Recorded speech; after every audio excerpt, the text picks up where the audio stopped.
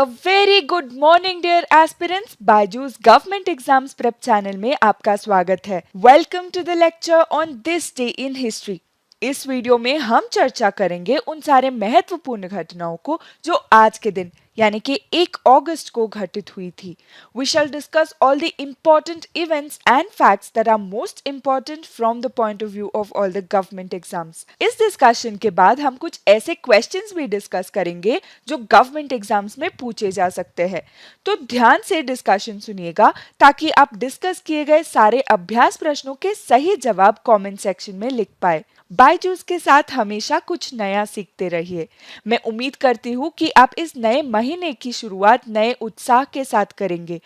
Hope August brings many new opportunities to all of you. With this, let us begin our discussion for today with 1916. Annie Besant started the Home Rule League. 1916 में Annie Besant ने home rule league शुरू की. Annie Besant एक British theosophist, women's right activist, writer और orator थी.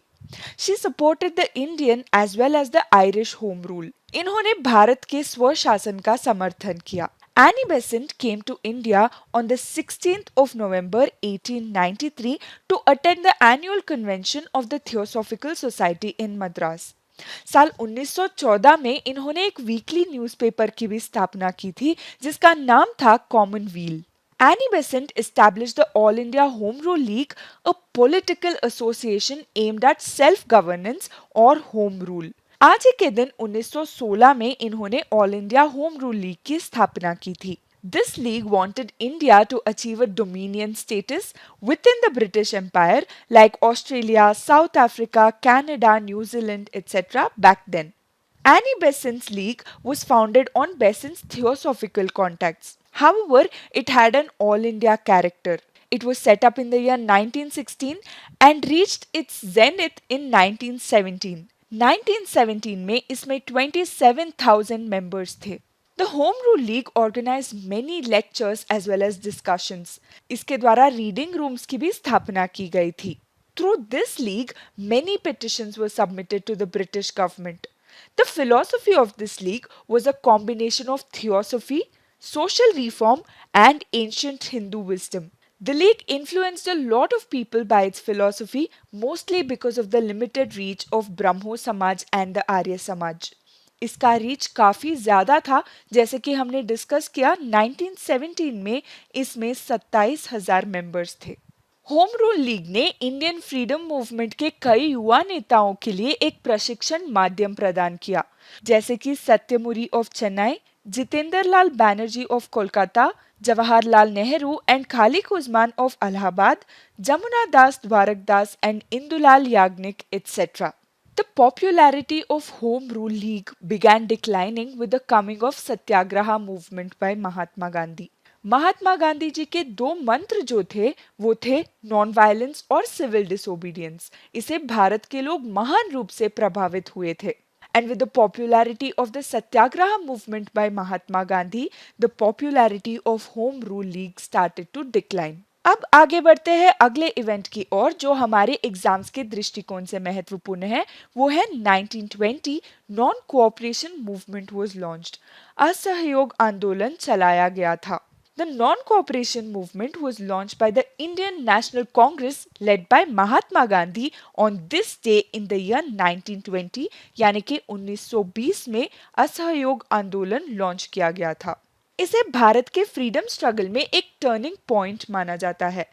जब non cooperation movement launch किया गया था तब देखते हैं भारत में सिचुएशन कैसा था. The Home Rule movement that was started by Annie Besant and Bal Gangadhar Tilak had set the stage for non-cooperation movement. उसी समय भारतीय राष्ट्रीय कांग्रेस के एक्सट्रीमिस्ट और मॉडरेट्स यूनाइट भी हुए थे. The Khilafat leaders also accepted to take part in the non-cooperation movement launched by Gandhi ji and lent their support to it. इस मूवमेंट के दौरान क्या हुआ? इस मूवमेंट का फीचर ये था कि इस मूवमेंट को एक पीसफुल और अहिंसा के आधारों पर लॉन्च किया जाए. The people were asked to give up their titles and positions that was awarded by the British government. They were also asked to resign their nominated seats in the local bodies. लोगों ने government jobs छोड़ दिए और अपने बच्चों को government school जाने से भी रोक दिया। The people were asked to boycott legislative council elections and also stop serving in the army. Bharat की जनता ने ब्रिटिश गुड्स को भी बॉयकॉट किया था। फॉरेन क्लोथ्स वर बर्न्ट इन bonfires. ये भी प्रपोज किया गया था that if the above steps did not bear fruits, they would also stop paying taxes to the British government. तो कांग्रेस की डिमांड क्या थी? The Congress demanded self-rule or Swarajya. The non-cooperation movement was an important step because it was for the first time that Congress party used the unconstitutional means in their struggle. Mahatma Gandhi's call was for a nationwide protest against the Rowlatt Act. इन्होंने लोगों को ये समझाया कि अगर ये movement successful रहेगा तब भारत में स्वशासन बहुत दूर की बात नहीं है। But on the 4th of February 1922, an incident occurred at Chauri Chaura in Uttar Pradesh which led to the movement being suspended by the Indian National Congress. तो इस इंसिडेंट के दौरान ऐसा क्या हुआ कि इस मूवमेंट को कैंसिल किया गया? During a liquor shop picketing by the people, a police officer attacked a few volunteers. And इसके response में the people went to the police station and set fire to it with 22 policemen burning alive inside the police station. Gandhi ji was disappointed with the non-violent nature of the movement and suspended the entire movement. Gandhi ji के इस decision से कई लोग क्रोधित हुए थे। उन लोगों का ये मानना था कि एक इंसिडेंट के वजह से ये आंदोलन रुकना नहीं चाहिए। The leaders like C.R. Das and Motilal Nehru broke away from the Indian National Congress and formed their own Swarajya party. ये बात जरूर नोट कीजिएगा कि the Chauri Chaura incident occurred on the 4th of February 1922. लेकिन इस movement के benefits क्या थे? There was unity among Hindu and Muslims during this movement. इस मूवमेंट के दौरान खादी को प्रमोट किया गया था। The movement established Indian National Congress as most popular party and Gandhi ji as a leader of the masses. तो ये थे इस मूवमेंट के benefits. Now let us move on to the next topic of discussion, which is 1920. Bal Gangadhar Tilak passed away. बाल गंगाधर तिलक का निधन हो गया था आज ही के दिन यानी कि 1 अगस्त 1920 में। लोकमान्य बाल गंगाधर तिलक is one of the most important leaders of Indian independence movement. बाल गंगाधर तिलक का जन्म हुआ था 23rd of July 1856 में इन रत्नगिरी इन महाराष्ट्र। इनका नाम रखा गया था Keshav. Though initially Bal Gangadhar Tilak started his career as a school teacher, he left it in order to work as a journalist and later enter into public affairs. बाल गंगाधर तिलक देश में अच्छे और अधिक शैक्षिक संस्थानों की स्थापना के लिए उत्सुक थे। He was one of the founders of the Ferguson College in Pune through the Deccan Education Society. Tilak was deeply involved in political struggle for the freedom of India. ये 1890 में इंडियन नेशनल कांग्रेस के part बने। He opposed the moderates and led the extremist faction of the party. Tilak stressed the need for self-rule and believed that without self-rule or Swarajya, no progress was possible. He also propagated Swadeshi movements and encouraged people to boycott foreign goods. इन्होंने 2 newspapers publish किए थे, मराठी में केसरी और English में Maratha.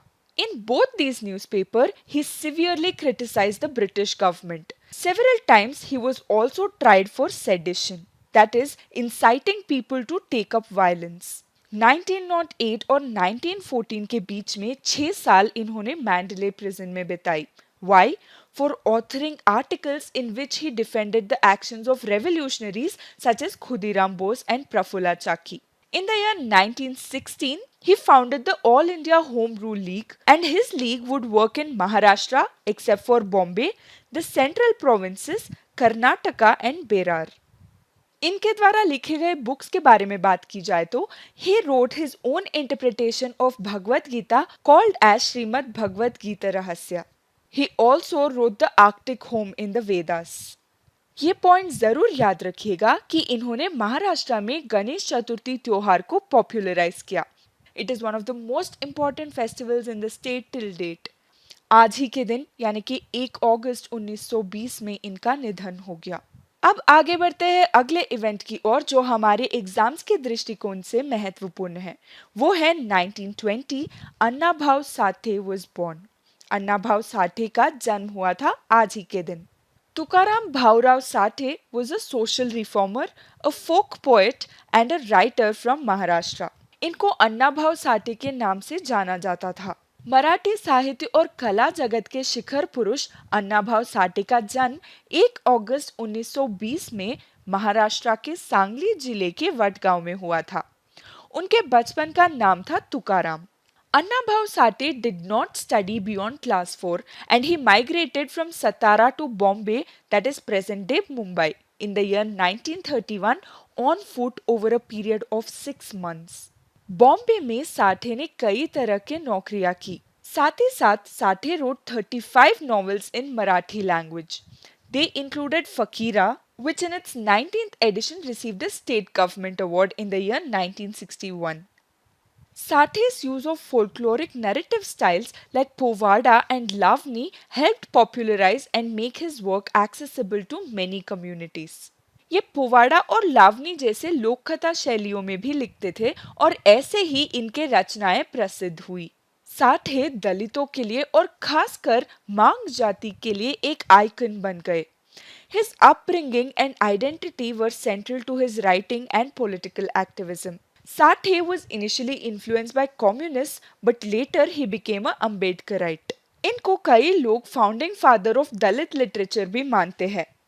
He was also adorned with the name Lokshahir. The Lokshahir Annabhau Sate Development Corporation was established in the year 1985 to further the cause of Mang people.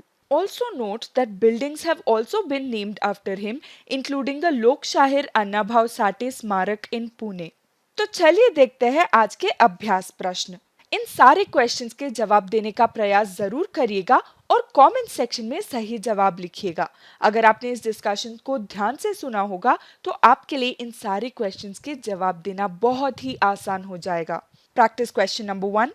Which newspaper did बाल गंगाधर तिलक publish in Marathi language? ध्यान दीजिएगा, बाल गंगाधर तिलक ने मराठी भाषा में कौन सा अखबार प्रकाशित किया? Option A Maratha, option B Kesari, option C Sambad Kaumudi, option D Hindu patriot.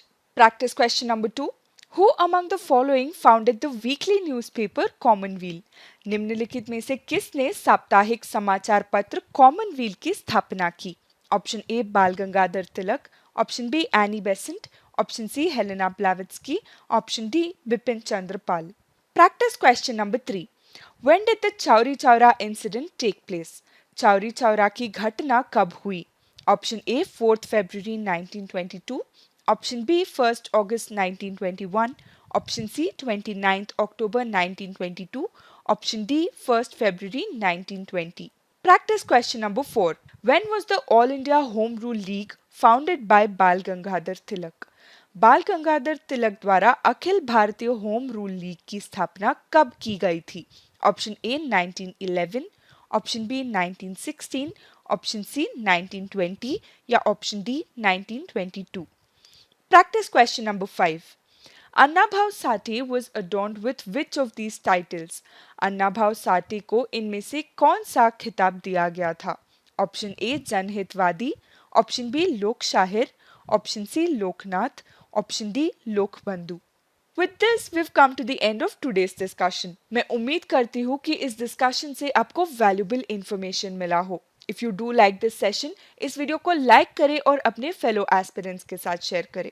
कल फिर से मुलाकात होगी with more important facts for your government exam preparations. Thank you for watching.